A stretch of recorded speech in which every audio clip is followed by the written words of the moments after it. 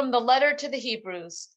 By faith, Abraham obeyed when he was called to set out for a place that he was to receive as an inheritance.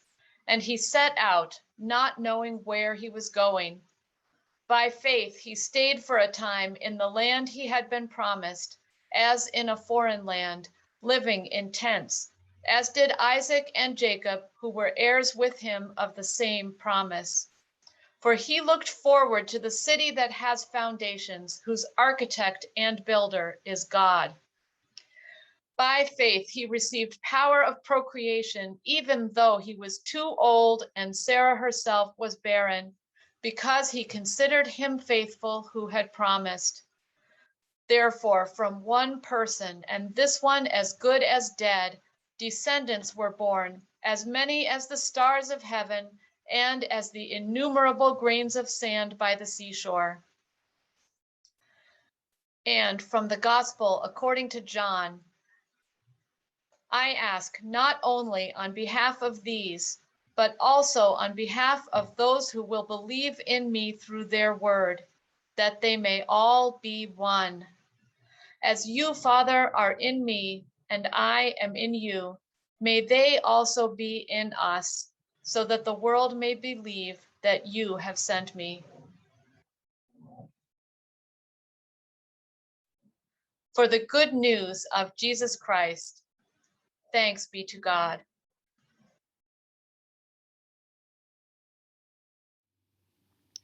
Those of you who've been joining us in summer worship know that we've been following this theme, our 50th anniversary theme of rooted in our past and reaching into our future. And for the past 5 Sundays, we've heard from some of our most recent seminarians, Sidney Van Dyke, Lindsay Franklin, Anna Burnham, Wilson Hood, and Jazz Buchanan. And you all have seen what a gift they have been and what to us as a congregation, and what a gift we've been to them as they have reached on into their vocation and ministry, which all of them are following in various ways. And if you haven't heard those talks, I invite you to go back on our YouTube page and check some of them out, because they are beautiful testimonies. Today we have a special treat in that our remaining founding pastor of the United Parish of Brookline, one of those innovative guys in this neighborhood who got together, they were Walter Van Hoek and Don Williams, and then Vic Scalise, who represented the American Baptists, got together as friends and colleagues and realized we should come together as congregations, and that's what they did 50 years ago. Vic wrote a book about it called Merging for Mission, which is out of print, but we have an online copy that we're happy to share with you if you'd like to know more about what this meant and what the mission really was that United Parish was trying to go for back in the late 60s and early 70s. We were delighted last June when, as we were locked down in pandemic mode, Vic joined us all the way from Seattle and was a part of a 4-part sermon with our other pastors, Pat Coughlin and Suzanne Wollston-Bossert, joined with us and me in conversation. You can also check that out on our YouTube page. We're delighted that Vic has come with us again to share how this place helped root him in the past and reach into the future, and also his understanding of its founding and what it means for us today, half a century later. So please welcome Vic back into our virtual worshiping midst. Greetings in the name of our Lord Jesus Christ to the United Parish in Brookline and to Pastor Kent French. Today, I would like you to come along with me as you did many years ago with Michael J. Fox and go back to the future. But we're not going back to the 1950s, we are going to go back to the 1960s. Let us take a look at Brookline, Massachusetts. A number of things were taking place. Rabbi Albert Gordon of Newton wrote a book called Jews in Suburbia, and he said that they had made Brookline the first status-giving community for the Jews. And so as the Jewish people flocked to Brookline, the Protestants fled to the suburbs, and the cathedral churches were emptied, and they became shells of what they once were. The community also was becoming elderly. 20%, or double the national average of people who lived in Brookline, were elderly, and in our churches, it was closer to 30%. Young people wanted to buy homes in Brookline, but they were priced out of the market. One of my friends decided to get married. He did, and he moved to Needham. And Brookline was also over-churched. There were 9 churches in Brookline, 3 Episcopal, 2 United Church of Christ, 1 Baptist, Methodist, Presbyterian, and Unitarian. And in addition to that, many people in Brookline decided they'd rather go to Boston anyway and went to Park Street, Tremont Temple, Old South, and Trinity Church. There were many opportunities for people as to where to worship and to where to go, and they chose to do so with their feet. Into this environment that I just mentioned to you came 3 young ministers. I was the youngest of them, 27 years of age. I'm now 89, so you can see the years have fled. In 1960, Walter Van Hoek and I were both called to our churches, respective churches, Walter to the Harvard Church, and I was called to the Baptist Church in Brookline. And in 1964, Bill Hudson was appointed to St. Mark's Methodist Church. And unlike Doris Kearns Goodwin's comment about a team of rivals, we became a team of colleagues. And we were determined to do a number of things. We wanted to reconcile the people, reunite the churches, and renew the Church of Jesus Christ. And we chose to do so in 4 ways: through our ministries and missions and morale, and through money. When I brought the manuscript to this book to those at Judson Press, which is the arm of the American Baptist Churches, they decided on the title, Merging for Mission. And the reason they chose that title was because they felt that that was the main thrust of what we were doing. They also indicated that we had a very unique team ministry, and it was a very dynamic and powerful asset to what we had. And basically that team ministry was, first of all, it was interdenominational, a Baptist minister, Methodist minister, United Church of Christ minister. Second, we developed a ministry of specialization. Walter at the Harvard Church was the minister to community. Bill at St. Mark's Methodist Church became the minister of teaching, quite different from minister of education. And I was at the Baptist Church and became the minister of communication. Thirdly, our staff would be one which was equal in status and in salary, unheard of. And frankly, some of the lay people didn't like it at all. They wanted someone in charge. They wanted a single minister. But we proved by the kind of staff that we had, and we parked our egos at the door, if you will, that we could work together. We were a great team. And because of that, we were able to accomplish many things while we worked together in Brookline. So, what did we learn? We learned, the first lesson that I learned in this was that nothing comes easy, and it doesn't come readily. And so that's the first lesson in terms of development of the United Parish, because it took us 7 long years, and that required a lot of patience, a lot of patience. In addition to what was going on in our community and in our church, there were 7 challenges and changes that were taking place in our society which affected us in many, many ways. And we were impacted by them, and we also were part of them. So I'd like to take a few moments to share briefly on each one of these items for you, these changes and challenges of our time. First of all, there was gun violence. Does that sound familiar? It was a time when the assassination of President John F. Kennedy took place on November 22nd, 1963 in Dallas, Texas. There was the assassination of Martin Luther King Jr., the Baptist preacher and civil rights icon, who was shot to death in Memphis, Tennessee on April the 4th. And then it was Robert Kennedy, who was assassinated in California, in Los Angeles, in June 6th of that same year of 1968. Gun violence was a terrible thing. Assassinations had taken place.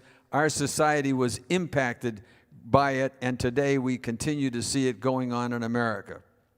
Secondly was the civil rights movement and the peace movement. This is the only time in this message that I'm sharing with you today that I'm going to tell a story that literally did not happen in the 1960s.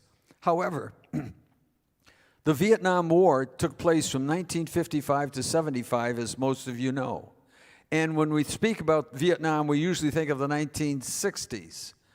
And so I'm going to share this story that actually took place in 1974, which shows you how the division and arguments still continued in our United Parish over these kinds of issues. I had spoken to Congressman Robert Drinan and asked him if he might speak at our church. And he said he would as long as he was invited. So I came to our council and asked them, would they invite Bob Drinan? And there was a big fight about it. And there were many people who didn't want him to come. And they gave me 4 reasons why they didn't want him. Number 1, he's Roman Catholic. Number 2, he was a Democrat. Number 3, he was a peace candidate. And number 4, he would give a political speech and not a sermon. Well, by a very narrow vote, they said he could come. And Bob came. He always asked me to call him Bob, and he became like a grandfather to my 3 children. He came to the church, gave a tremendous, powerful, Christ-centered, faith-centered message. And afterwards, they had a dialogue talk back, at which he fielded any of the political questions that the people wanted to throw at him. And he did so deftly. He was terrific. And with a sense of humor, especially with some of the people who were very antagonistic. And at the end of the day, everyone said he did a great job. They weren't all going to vote for him, but at least it succeeded in having a good experience. Number 3, there were social justice issues at stake within the community. I only have time to mention one, the grape workers of Cesar Chavez. The Boston Herald and Boston Globe indicated that I had supported Cesar Chavez and the grape workers. Immediately, I got a letter from Delano, California, from a Baptist minister saying, you don't know what the problem is. You don't know the issues. And if you support them, you're going to have to pay more than 10 cents a pound for grapes. It'll be over $1, and you and your family won't be able to afford them. Well, I invited Marcos Munoz, who was a grape worker, to come and speak at our church, and I also asked a representative of the owners to come so we could have a dialogue between both sides to see and let the people decide for themselves. The representative for the owners never showed up. Marcus spoke, did a good job, then afterwards came to our home on Clark Road in Brookline and had dinner with my wife and our family. My wife, at that time, we had very little, but my wife made the best dinner she possibly could. Chuck steak. That was a real big deal. And when Marcus looked at it, he said, I'm sorry, I can't eat it. We said, why? He said, as long as my fellow brothers and sisters are in the field eating rice and beans, I cannot eat a meal like this. And he didn't.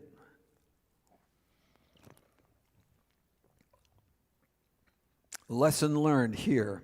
The lesson learned here was that Jesus taught us to care for those who were the least of these.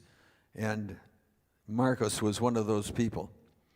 The next big issue that came up was the sexual revolution. Bill Baird, the birth control advocate, came to Brookline, and I invited Bill to take part in a dialogue sermon with me. And I got the usual letter. Neither I nor 50, I don't know why it was always 50 people are not going to show up at worship. The sanctuary was jammed. You couldn't get a seat.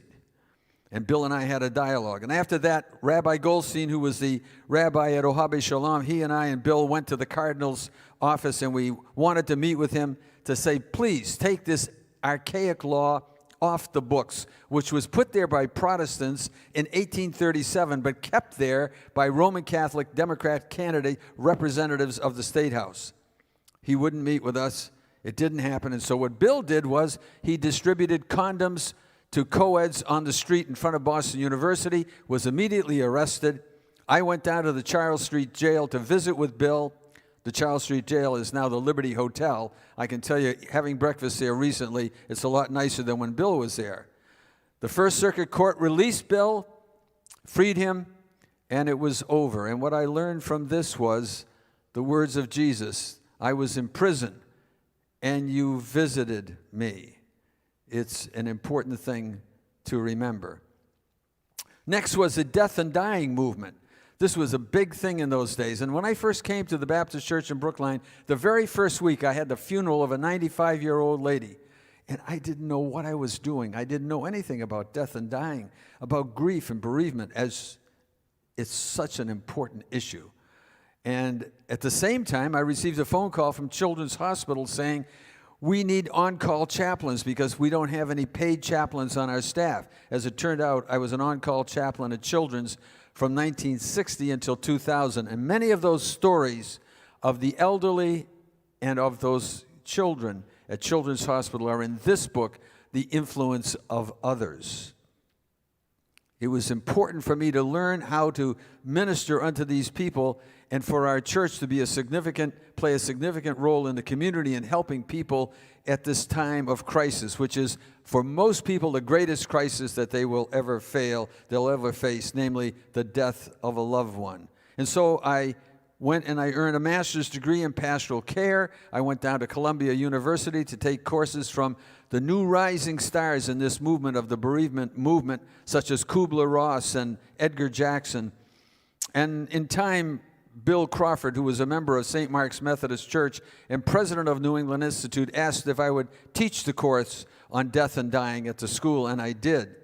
And then when Bill's wife became ill, terminally ill with cancer, and he resigned, he suggested to the board that they call me as their president, and I left the United Parish, and I did that. And I founded the National Center for Death Education. I traveled from New York to San Francisco to speak at seminaries across the nation. What was the lesson I learned? The lesson I learned was institutionally and individually, we never know where our journey is going to take us. And that's an important thing to know. Now the last two, and the biggie is next, number 6, racism in America. I attended a meeting, there's the Smith's bookstore that many of you know at Coolidge Corner, and he wanted all of the leaders he could gather together to come in and study the Kerner Report, and we did. And we found that institutional racism and poverty was driving the terrible things that were happening on the streets in the black communities, and yet no one did anything about it. And we knew that there were 3 factors involved here, and that was housing and education and jobs. And if you don't have those, how do you live? And you are listening to me today, you know how important they are.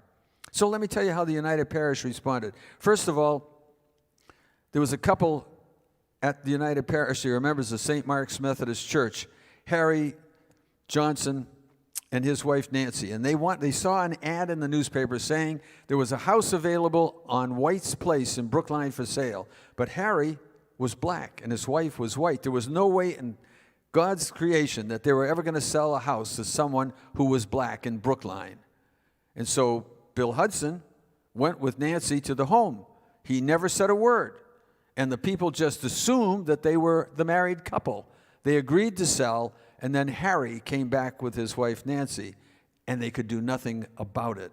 And so the black barrier was broken in Brookline. Walter Van Hoek came to our staff meeting one day, and he said, you know what?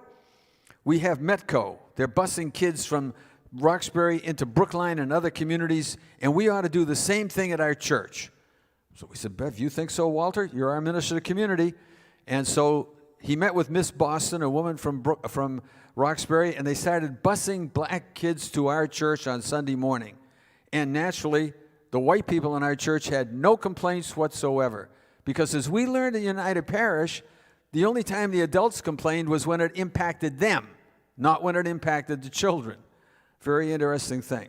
But we did have a complaint from a black person. Dr. Fajobi came to me. He was from Nigeria. He later went back after getting his doctorate at Boston University to head up Planned Parenthood in Nigeria. And he said, I'm withdrawing Dimbo and Dapo, my 2 boys, from the church school. I said, why? He said, because those other children are infected with inferiority, and I don't want my kids catching it. Wow. We have a big job to do, don't we? You know? The next event was I came over to the parsonage where Walter lived to pick up the person who headed up CORE at that time. And Walter came to the door Sunday morning, and he was laughing. He says, "You're not going to believe what happened." He said, but Jim Farmer, who was the head of CORE, had gotten a call from Lyndon Johnson, the President of the United States, wanted to speak with him. And he was taking a shower. So he said to Walter, "Tell him to call back." And the two of us couldn't believe it, that someone would tell the President of the United States to call back. But Jim Farmer did just that. Then I picked him up and took him to WCRB for our weekly radio broadcast, and he gave a powerful message on racial justice and equality, which is so important. The next thing that happened was, and in this book, on page 267, there is a telegram that I received from Martin Luther King Jr., and it said, "Reverend Victor Scalise Jr., 256 Clark Road, Brookline, Mass.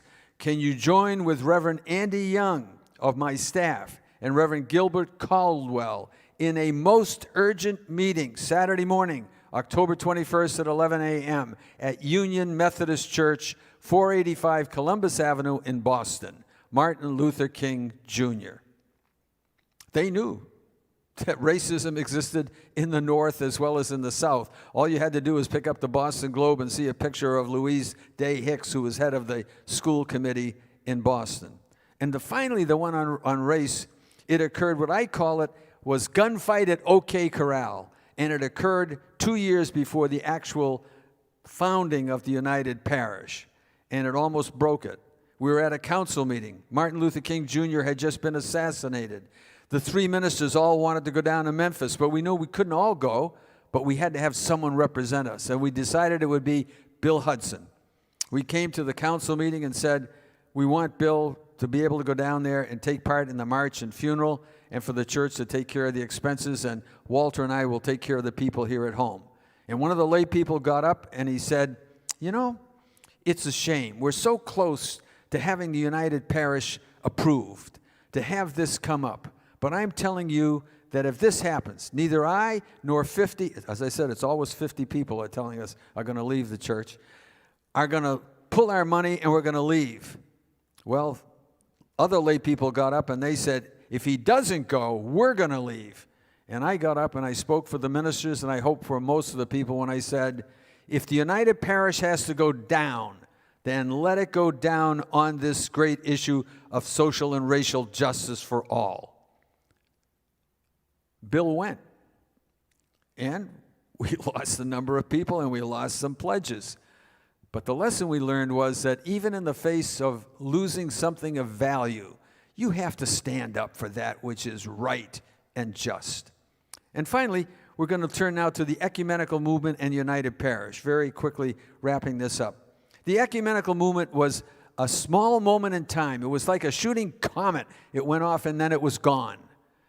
And it was sparked by Pope John the 23rd, a great pope, from 1958 to 1963, and his influence lasted for a few more years, but not many, because the ecumenical movement was eventually killed by denominationalism and by parochialism.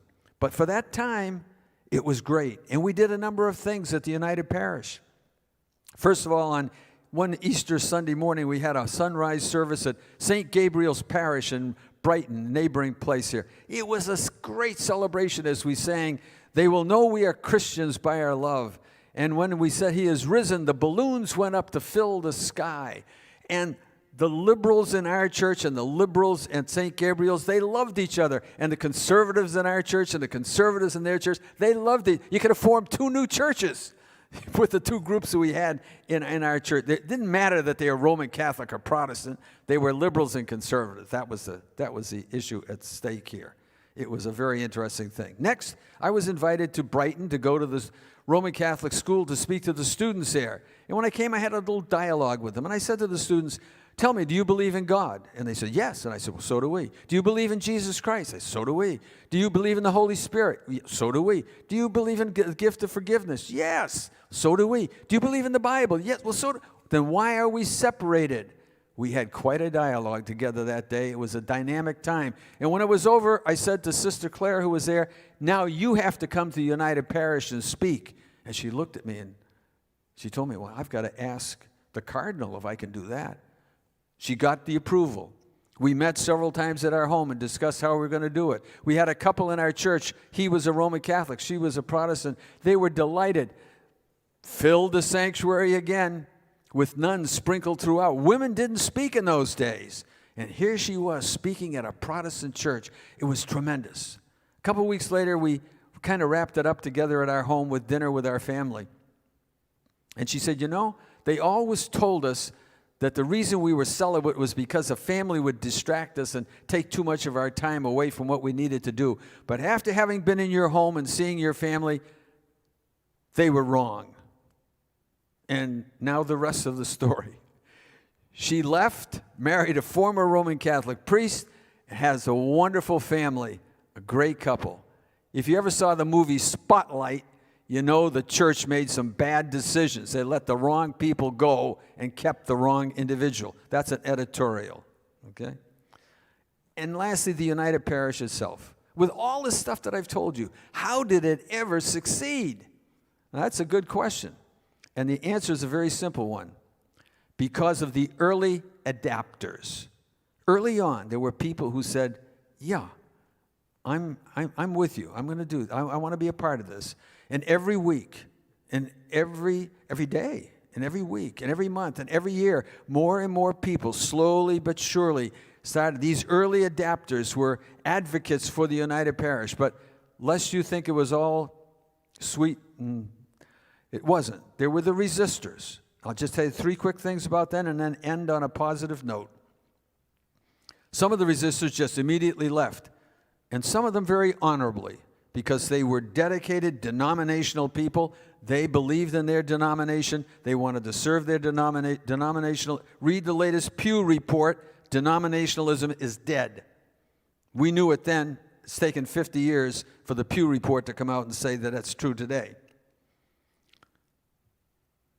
The second category, there are 2 other ones that I mentioned to you. One was that there was one particular person that was just always raising hell. Whatever the ministers did, we were criticized all the time, as well as the message. It wasn't just the messages that were criticized, but the ministers. And we found ourselves at staff meetings, the 3 of us, always talking about, we'll call her M. And it was just time-consuming until one day I came in and I said to my colleagues, we're never going to talk about M again. And they said, what do you mean? How can we avoid it? She's always causing all... I said, no. She's taking our emotional capital that we need to use to build this United Parish. We are not going to talk about her anymore. And we didn't. And we succeeded. The third event was the most catastrophic. Our good friend Bill Hudson came in one day and he just said, I'm bloodied. We said, what's wrong, Bill? He said, I'm going to have to leave the parish and go elsewhere. Why?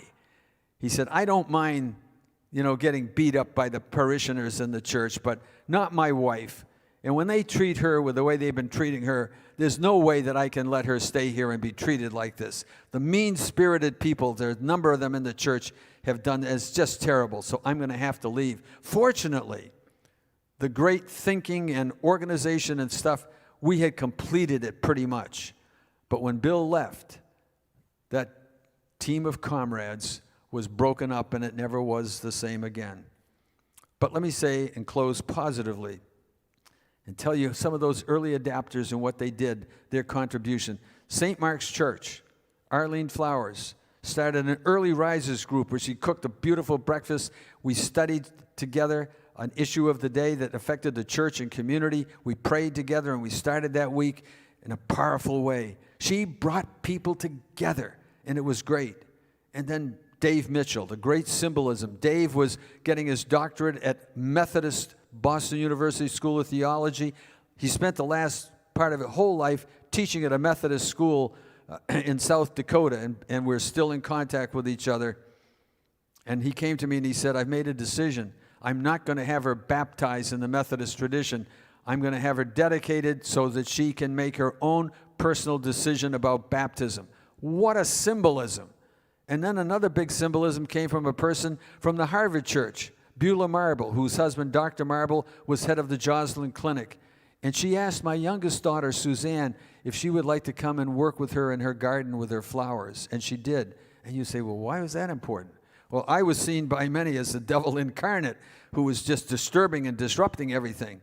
And to have her, a member of the Harvard Church, have her and someone, such a distinguished family, my daughter and my wife and she became close friends, as I did with Dr. Marble and with Beulah. It was really a great thing. There's one other person at the Harvard Church. Her name was Florence Squires. I wanted to fire her. She was the secretary. She was too old. She's younger than I am now.